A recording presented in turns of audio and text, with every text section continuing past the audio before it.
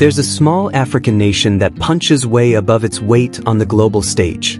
It's barely visible on the map, yet the world's superpowers are all fighting for space within its borders.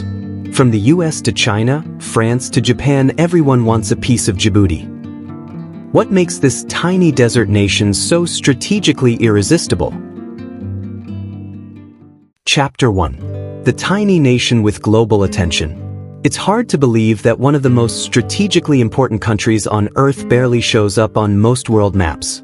Tucked away in the Horn of Africa, Djibouti is a small, arid nation about the size of New Jersey, yet it's home to military bases from nearly every global superpower. The United States, China, France, Japan, and even Italy all have boots on the ground here. That's an incredible lineup for a country of just over 1 million people. So, what makes Djibouti so special? Why are these nations pouring millions of dollars each year to maintain their presence here? The answer comes down to 3 things: location, power, and survival. Djibouti sits at a geographical crossroads that few places in the world can rival. It's located at the mouth of the Red Sea, where it meets the Gulf of Aden right next to one of the most important waterways on the planet, the Bab el-Mandeb Strait. Every day, thousands of ships pass through this narrow stretch, carrying oil from the Middle East and manufactured goods from Asia to markets in Europe and beyond. It's one of the world's busiest maritime choke points, a lifeline of global trade. If anything were to disrupt this route, the ripple effects would be felt across the world. That's why powerful nations have planted their flags in Djibouti. They're not here to control the country itself, they're here to protect their interests and watch each other closely. You'll find US drones flying missions from Camp Lemonnier, China's naval ships docked nearby, and French, Japanese, and Italian forces operating within a few kilometers of each other. It's like a modern-day geopolitical neighborhood where everyone pretends to be friendly, but no one fully trusts the other.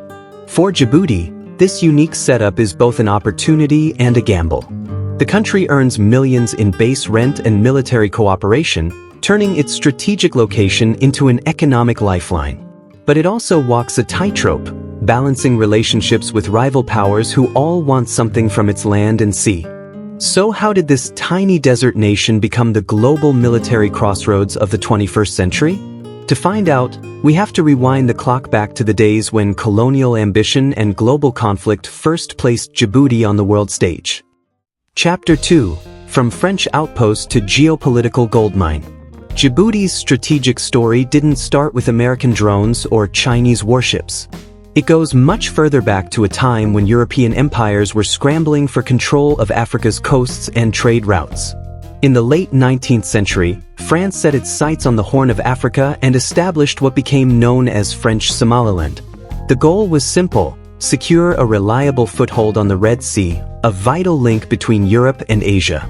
Djibouti City quickly grew into a bustling colonial port, a stopover for ships heading through the Suez Canal.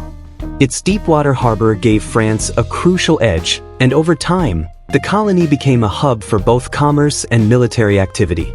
By the early 20th century, France had built railways connecting Djibouti to Ethiopia, strengthening its grip on the region's trade. Fast forward to 1977, when Djibouti finally gained independence. But France didn't exactly pack up and leave.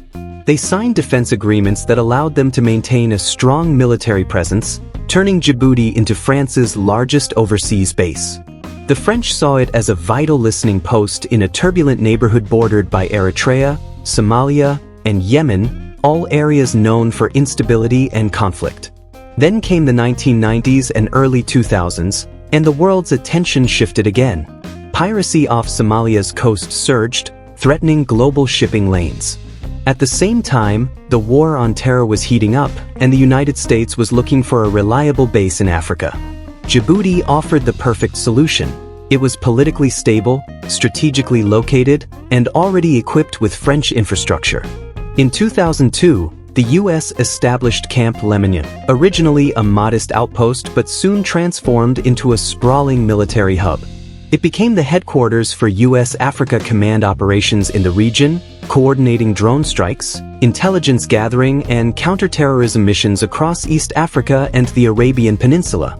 Today, Camp Lemonnier houses thousands of American personnel and remains central to Washington's operations on the continent.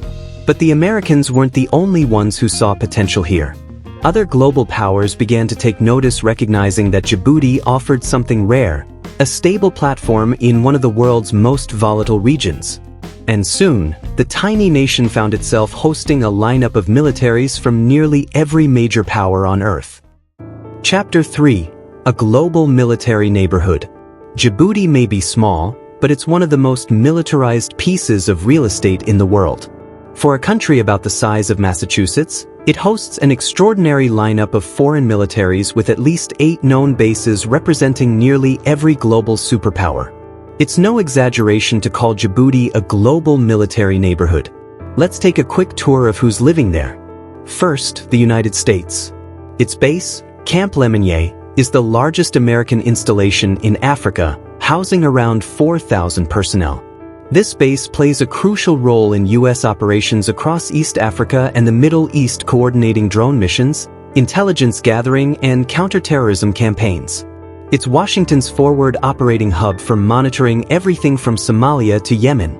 Now, move just a few kilometers down the road, and you'll find China's first ever overseas military base, opened in 2017. Officially, Beijing calls it a logistics support facility, but make no mistake, it's a full-fledged naval base. It includes docks capable of hosting aircraft carriers, barracks, and even underground storage for ammunition.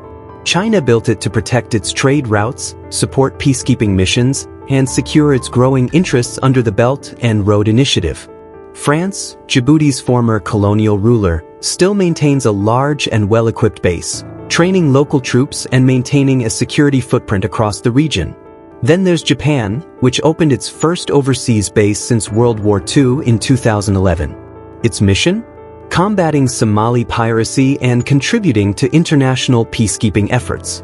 Not far away, Italy established its own military facility in 2013, while Germany and Spain keep smaller detachments housed within the French compound. Each base may serve different goals, but they all share one thing: access to Djibouti's perfect location. What's fascinating is how close these foreign powers operate to each other, sometimes within walking distance. You could pass US troops, Chinese naval officers, and French soldiers all in the same city, grabbing coffee at the same cafes or shopping in the same markets. It's a remarkable mix of cooperation and quiet rivalry, all unfolding within a country of barely 1 million people. But that raises a serious question: what's in it for Djibouti? Hosting all these powerful militaries must come with both rewards and risks. And that's where the story gets even more interesting. Chapter 4. Power, Money, and the Price of Strategic Importance. For Djibouti, hosting so many foreign military bases is both a golden opportunity and a delicate challenge. On one hand, the financial benefits are extraordinary. The United States alone pays more than $60 million each year to operate Camp Lemonnier. When you add contributions from France, China, Japan, and other nations, Djibouti's government secures a steady, predictable income that supports its national budget and development projects. For a small country with limited natural resources, this revenue is invaluable. But the advantages don't stop at money.